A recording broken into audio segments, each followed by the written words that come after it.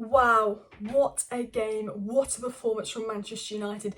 Ten Hag ball has arrived and I feel like Manchester United's season's just begun because we were playing the way Ajax play, stretching the play, counter-pressing, pressing, moving the ball quickly, attacking, brilliant football. So many positives, and as Henry said, that was a magnificent game for United. The focus shouldn't be on Ronaldo walking off, but it will be. And look, I'm going to address the elephant in the room. I don't know why Ronaldo walked off in the 89th minute, sulking that he didn't come on. I get that he's frustrated he didn't come on, but he should be happy and celebrating with his team that they won the game and they played so well. And celebrate with them. I don't know why he's walking off. They could come out, there's a reason for it. I don't know. It looked a bit petty, but that's on the Glazers. He had opportunities to leave in the summer. The Glazers refused to let him leave. Ten Hag's not playing him. I don't know how I feel about it, but I want to talk not about Ronaldo. 3 names. Lisandro motherfucking bitch ass Martinez is so good. That sounds like I'm saying something negative when I said it, but like that beast, he is so good and consistent. Casemiro, world class DM. Casemiro. This guy has 5 UCLs for a reason. World class. Casemiro. No words. Casemiro. Fucking world class. 5 times UCL winner. On and off the ball. Classy, but a world class. I am like creaming over Casemiro. Just so freaking good. That's all I can say. Best, it could be the best DM in the world still. 30 years old, I don't care, the control he has to the game. He's so good on and off the ball. He's so good that you almost don't notice what he does, but it's the way we played was all central to just the control of the midfield. Fred has to get some credit as well. Redemption for Fred, but this guy Casemiro, easily 10 out of 10. Best performance United showed, world class. He showed what he does at Real Madrid, why Real Madrid was so successful, because when you have a player like that, bang smack middle of the park, DM, most important position on the pitch, controlling the game, you just know you can win games like that. Lisandro Martinez, Mr. Consistent, Mr. Bloody Amazing. And the third name, Bruno Fernandes. I've been frustrated with Bruno, but you know me, I love Bruno. I've never been a Bruno hater. And that was a 10 out of 10 performance from Bruno Fernandes. And anyone saying that that wasn't a good performance from Bruno Fernandes is a hater. And he's got a lot of haters. But today he showed his class, what he can do. He got the goals. He made 9 key passes today, Bruno. I'll show you what I retweeted. If you don't follow me on Twitter, I retweeted this. Bruno Fernandes, 93% pass accuracy, 9 chances created, and 9 out of 10 accurate long balls. Like, he was on it today. United were on it today. HTO said on Twitter, we sustained pressure, we created good chances, we counter-pressed, we stretched the pitch, we're playing out the forward press well. We are playing Ten Hag football. You know, we going in 0-0 at half-time was a negative because we'd have been so good, it could have been 2-3-0 at half-time. You know, the fact that Lloris made those saves was frustrating. And you look at that game, Son didn't even know he played. Lisandro Martinez dealt with one of the best attacks so well. Him and Varane, another clean sheet together. Another clean sheet for Martinez and Varane. That pairing has been so good together. Luke Shaw, since Manasseh kicked him out of the team, has come back a different player. And what I love about Luke Shaw and Fred is they had a few bad games, a lot of criticism, and they came back today and put a 10 out of 10 performance in. There isn't one player I can be negative about. The worst player on the pitch was Jadon Sancho when he got an assist. He didn't do anything bad, he just wasn't heavily involved. Marcus Rashford was really good.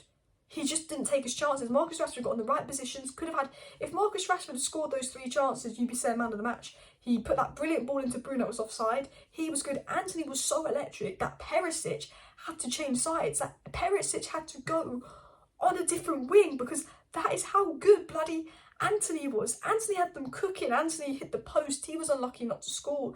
Like, the whole team was brilliant. And David De Gea, you could go to him. Distribution, almost got an assist for Rashford, coming off his line well. The only thing about Rashford is he needs to go on the left wing because he just messes up that final touch.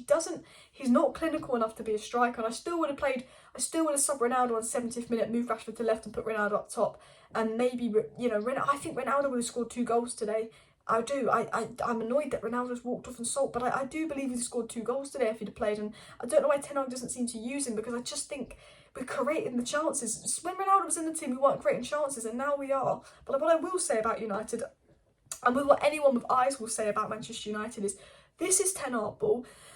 This is beautiful. Ten Hag got United playing brilliant attacking football. It was beautiful to watch. Not that we won the game. We could have won the game 4-5-0, but we won a game where we dominated. We played attacking football, and I enjoyed every minute of it. I sat there with a smile on my face going, this is beautiful football. This is Man City type football.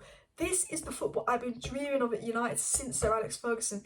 This was incredible, and I hope we do this versus Chelsea. We know we can do this. It's can we be consistent doing it? Can we do this versus Chelsea? But it also says to me, Ten Hag coached a 5-0 win versus third place Tottenham. Third place Tottenham side, Ten Hag coached a 5-0 win against. Okay? He just didn't have the players to make that game go that extra level. Imagine what Ten Hag would do if they went and got a Ivan Toney, Cody Gakpo, Frankie de Jong. Imagine what he'd do. I look at Ten Hag like I looked at Arteta.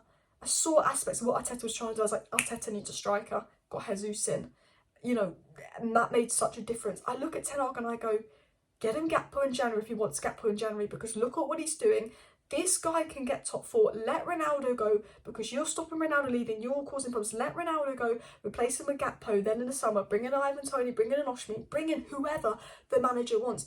Bring in Glazers. Bring in who this manager wants, because this manager will work wonders. This manager is an absolutely fantastic manager. He's getting us playing good football. He's changed the dressing room mentality. He's got these players all playing together. He's coaching wins, but wins will be all play well, and wins will be played dominant against teams like Spurs, not counter-attacking, dominant.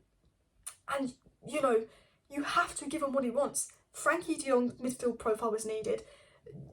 Ivan Toney, whoever striker he wants, is needed. A Cody Gakpo for attacking depth is 100% needed. You can get Gakpo in January, you can get Toney in summer, you can get de Jong in summer, you can get that Diogo Costa goalkeeper you want in summer, but the way De Gea's playing, if he keeps it up, I don't know, you can get a backup right back in summer that will be quite cheap. And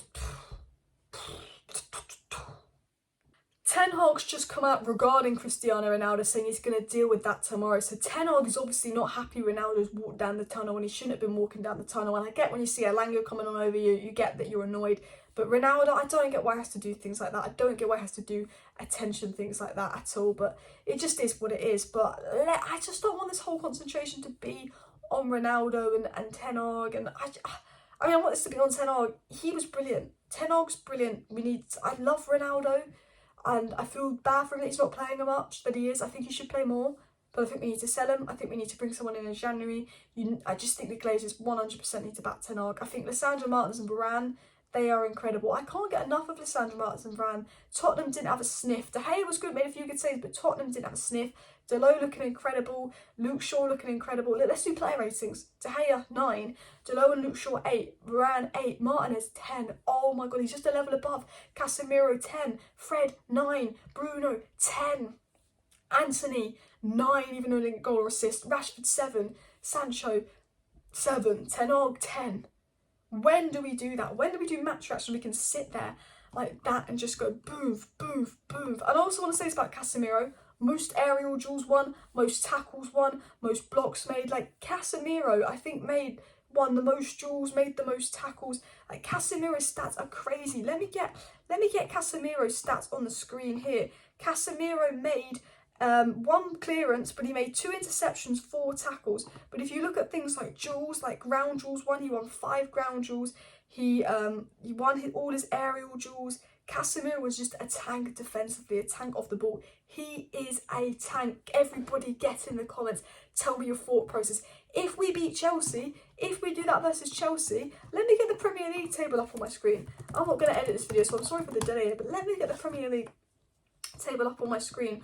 We are 5th place, 1 point behind Chelsea. If we beat Chelsea, we go in 4th place, 1 point behind Spurs, but with a game, 1 point behind Spurs. We go in 4th place, 1 point behind Spurs if we beat Chelsea, with 4 points behind Man City and 6 points behind Arsenal. And Man City and Arsenal got to play each other, so they could drop points. Title charge, I doubt it, but I feel like if we beat Chelsea, I'm convinced we're getting top 4. Like, delusion, I know.